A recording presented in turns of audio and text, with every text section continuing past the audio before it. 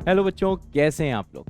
तो बच्चों, आज हम बात करने वाले हैं कि टेस्ट एनालिसिस कैसे करें। जैसे यहाँ पे पीडब्ल्यू में बच्चों खूब सारे आपके टेस्ट हुआ करते हैं, तो कभी कभार क्या होता है कि टेस्ट हो जाता है, आपका स्कोर नहीं आता, तो फिर आप बहुत ज़्यादा मायूस हो जाते हो। आपको लगता है कि आपको कुछ नहीं आता, जबकि रियलिटी क्या होती है।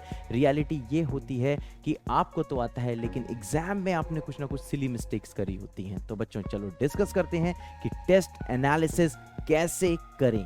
ठीक है बच्चों, तो देखो, जब भी आप टेस्ट देते हो, सबसे पहले आपको क्या करना है। टेस्ट देने के बाद आपको पीसीएम, ठीक है ना, 3 पेजेस में तीनों का एनालिसिस करना है, ठीक है ना। और हर एक में, लाइक फिजिक्स में, केमिस्ट्री में, मैथ्स में, अलग अलग आपको लिखना है। पहली चीज होगी कि कौन सा क्वेश्चन इसलिए गलत हुआ कि आपको उसका फॉर्मूला नहीं ध्यान आ रहा था या फिर कंसेप्ट नहीं ध्यान आ रहा था। पहले टाइप की गलती ये होती है। दूसरी गलती क्या होती है, कभी कैलकुलेशन मिस्टेक हो गई, कंसेप्ट गलत लगा लिया। समझे पहले दूसरे में डिफरेंस क्या है बच्चों।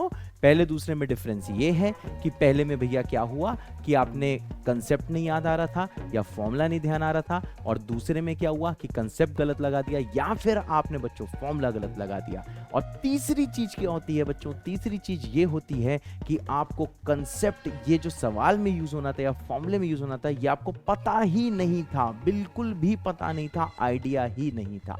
तो देखो बच्चों, इससे क्या होगा, जैसे आप फिजिक्स, केमिस्ट्री, मैथ में इन 3 कॉलम्स के अंदर जब आप देखोगे कि आपने कितने क्वेश्चन इसलिए आपके गलत हुए क्योंकि फॉर्मूला नहीं ध्यान आ रहा था, साथ में कंसेप्ट नहीं ध्यान आ रहा था, लेकिन आपको पता था कि ये जो चीज है ये आपने कहीं ना कहीं पढ़ के रखी है।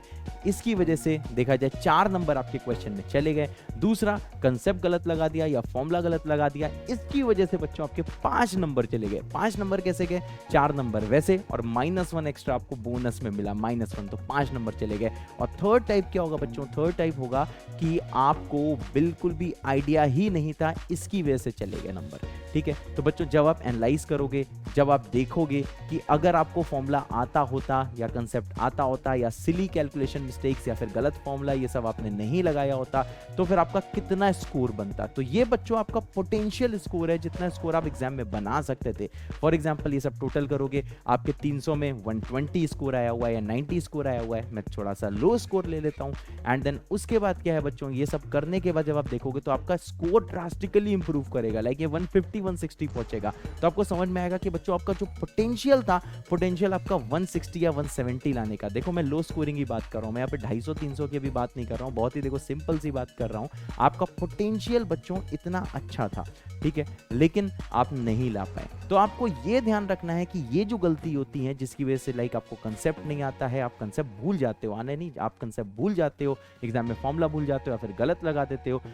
ये जो आप जो गलतियां करते हो उसको 0 लेवल पे लेके आना है, वो आपसे होने नहीं चाहिए। यानी कि अगर आपको पेपर में 170 नंबर का आता है तो बच्चों 170 नंबर का आपको अटेम्प्ट करना ही है, उसमें पूरे नंबर आने चाहिए। और जो कंसेप्ट नहीं आता है तो मैंने आपको बता के रखा है, जो बिल्कुल भी चीज बिल्कुल नहीं है, आप उसका सॉल्यूशन देके कोई ना कोई नई चीज सीखोगे। तो भाई साहब उसको फ्लैश पैड में लिख लो, and then in this way, मुझे पता है डे 1 से आपका स्कोर नहीं बनना स्टार्ट होगा, धीरे धीरे धीरे धीरे धीरे धीरे धीरे धीरे आपको लगे रहना होगा।